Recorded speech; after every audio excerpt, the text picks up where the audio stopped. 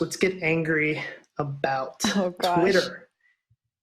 Sam Bankman-Fried has tickets to his downfall for sale, and they are free. So there is a Danny Nelson article on CoinDesk that has one of my favorite subheaders about a Vox article, and there's a lot of inception there. And the subheader said, Icarus keeps live tweeting his fall from the firmament. Beautiful, beautiful subheader. Well done, Danny.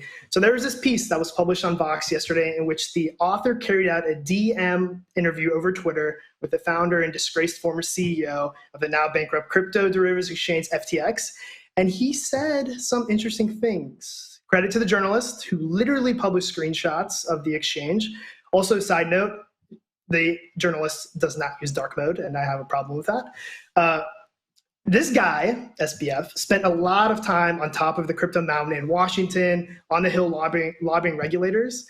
He was the so-called good guy. So naturally, it was really, really interesting and weird and funny to see him say, and I quote, F regulators. What he actually said was, yeah, it's all PR, F regulators, they make everything worse, which is hilarious. I mean, whatever facade he had before as a good guy is completely shattered. He doesn't care about you. He doesn't care about regulators. He doesn't care about anything but making money. And then he went on to say something about how OFAC is slowly undermining U.S. interests globally in the DMs. And I seem to remember not too long ago, he wrote something about how we need to adhere to the rules of OFAC. I mean, give me a break, dude. He then came out after the Vox article dropped because he thought it was off the record, which it definitely wasn't. And he tweeted that the regulators are great now. Like, I love the regulators. Being a regulator is hard. Like I said, give me a break. All this hand waving about, oh, I thought it was off the record. You're talking to a journalist whose job is to uncover nonsense like what you were peddling. And man, oh man, am I glad that he did not clarify it was off the record. Anyway, Zach, anything to add there? I'm really getting worked up. So let's turn it up a little bit. I'm just giving you space to get worked up, man. It's fun. It's fun to watch. I mean, to the reporter's credit, she confirmed the following morning in email whether or not she was actually speaking with Sam Bankman-Fried, and he confirmed that they spoke and that was included in the piece. She showed her notes. But it does, I don't know, speak to whether or not there was a misunderstanding, whether there's a media ethics question that needs to be unpacked. But the reality is this was just a huge moment on Twitter last night in which everyone, not just crypto nerds, were looking at this story and commenting on it for how crazily candid SBF appeared to be with a reporter from Vox, right? This had, that spicy regulator quote. It had something to indicate that maybe deposits to FTX were actually being held on Alameda, which was a bit unclear and a bit cryptic. There was all sorts of things in here that were potentially quite damning, and it just was a real head scratcher of a move. Was this some like elaborate 4D chess move that SBF was doing to prevent future things? Was this a lapse in judgment? Was he just worn down and it was just coming out in raw truth? It was just all so crazy. But the things that were said in there about his public image, about some of the inner workings of the business, about so much more were just really crazy and quite shocking. But George, I saw your hand up when I mentioned the FTX Alameda thing. What do you got? I'm going to play armchair Twitter psychologist here. The things you say in DM is what you really feel. And the things you tweet, depending on who you are, aren't how you really feel. So I just thought the dissonance between, hey man, your DMs are leaked. We saw exactly how you feel about regulators, about ESG, all these things.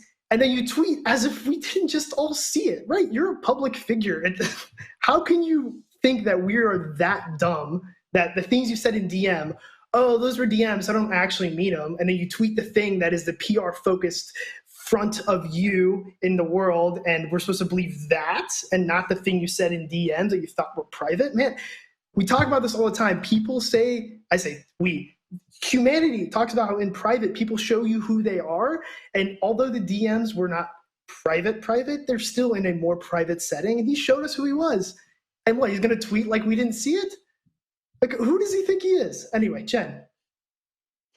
Is he unraveling? I just am having such a hard time making sense of what's going on. He had such a curated image. He had such a solid story that he told over and over and over again in the media. I don't know what was going on behind the scenes, but I feel like if he was being so open and candid about his thoughts as he was in these DMs with anyone before, we would have found out about it eventually before his company imploded.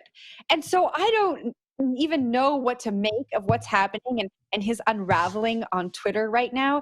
I know he said I thought I was talking to a friend, and then the journalist wrote that they had a Zoom interview in the summer, and then she had reached out via DM, not expecting him to answer, and here he is pouring out his heart and soul and showing us how he really feels about so many of the issues that we thought he stood for.